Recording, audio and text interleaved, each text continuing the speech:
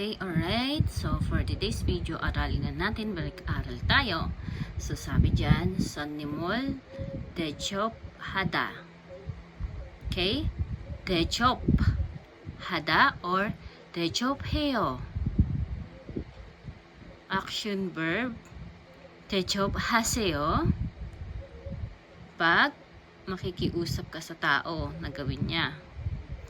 Dechop He Chuseo. Pag nakikiusap ka na para sa sarili mo, okay? So Sonimol Dechop Heo, meaning nito ay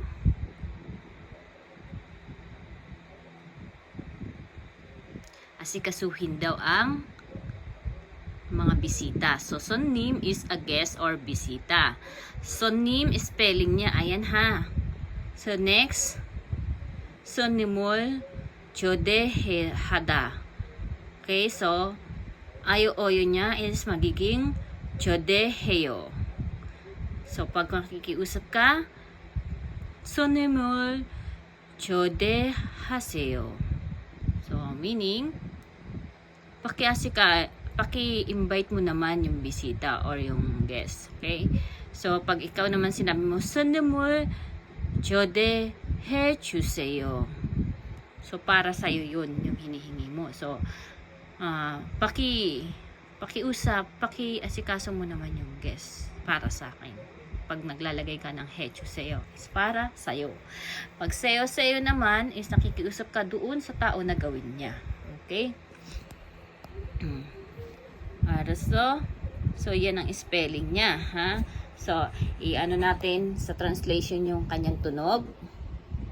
Pronunciation, check. 손님을 대접합니다. 손님을 초대해요. 초대해요. At saka, 대접하다 or 했어요. 다시 한 번 더. 손님을 대접합니다. 손님을 초대해요. Okay, so next. Next page naman tayo. So, ayan. 휴지전화 배터리가 없습니다. 다시 한번. 휴대전화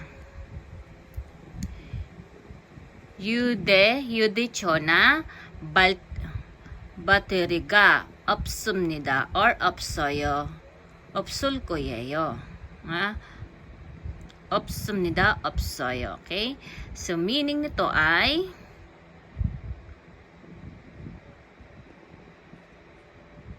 ba't ba kasi walang pause, diba?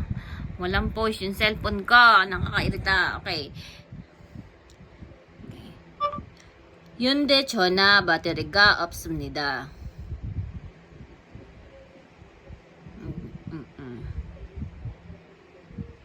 So, ibig sabihin yan ay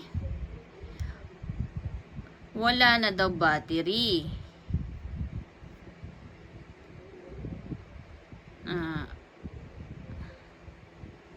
휴대전화 받은 유대. Ano? 휴대전화 받은 거 없습니다. Yude pala ang spell niya. Yude-chona. Okay? Yeah, kaya magbabalik-aral tayo kasi nga yung pronunciation minsan hindi natin na no? So, yude ang pronunciation niya pala. So, ulitin natin. Naknang wedding. 다시 한번. 휴대전화 Yun. So, 휴대전화 Yude ang pronunciation niya. So, yan. Yude-chona. 배터리가 없습니다. So, ayun siya. 다시 한번. 휴대전화 배터리가 없습니다. So, ibig sabihin yan ay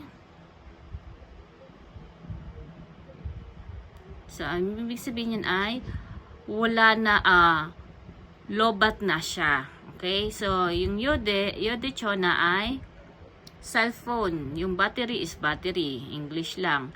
없습니다 is wala. So, ibig sabihin yan, lobat na ako. Understood yan, ha? Hindi yan po pwedeng sabihin na ang cellphone ko ang battery ay wala na. So common sense yun sa kanila, common sense yun na ang battery ay lobat. Ang cellphone ko ay lobat. Okay, battery ka 유대전화 배터리가 없어요 or 없습니다. So next one is 친구가 통화 중이에요. Again, 친구가 통화 중이에요. 친구가 통화 중이에요.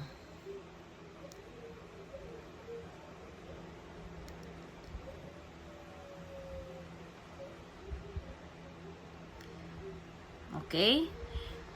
Yan yung tungwa niya. Tandaan yung spelling nila, ha? So, okay. So, ang ibig sabihin yan, jung na matigas, jung ha na matigas, ayan.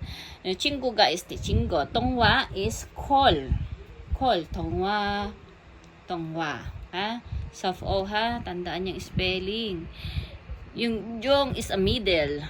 Jung, yu na matigas, middle. So, tongwa jung, na 친구 tongwa jung iyeyo. So, meaning, ang kaibigan ko daw is may katawagan. Ibig sabihin nito ay meron siyang nasa kalagitnaan siya ng pag-uusap nilang dalawa ng kaibigan niya. Ay, ng kausap niya. Yung jung kasi is a middle, okay? So, may sabihin nito, ang kaibigan ko ay may katawagan o may kausap. Okay? Huwag tayo magpaka-social dito. Okay? May katawagan siya ngayon, okay? Halimbawa, tinanong, 친구 어디 있어요? Nasaan daw ba yung kaibigan mo? Sabihin mo, 친구가 통화 중이에요. So, meron siyang katawagan ngayon, okay? So, hindi ko i-istorbohin nga, kasi nga, may katawagan siya. So, tandaan natin yung spelling. Bigla nagbukas ang si mama. Text. Dito naman.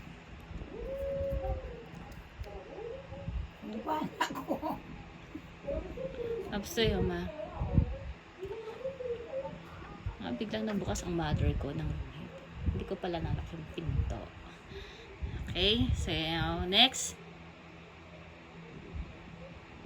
Yan, chona bilsuriga 시끄럽다. Yan yung 시끄럽다. So, yung 시끄럽다 is dalawang K pala, ha? Tapos yun na EU. 시끄럽다. Okay? Tandaan yung mga spelling. Yan. Again, chona bilsuriga 시끄럽다. So, ayo-oy niya, 시끄러워요. Ayun, 시끄러워요. 시끄럽습니다. 시끄러울 거예요. Okay. So, ibig sabihin nito,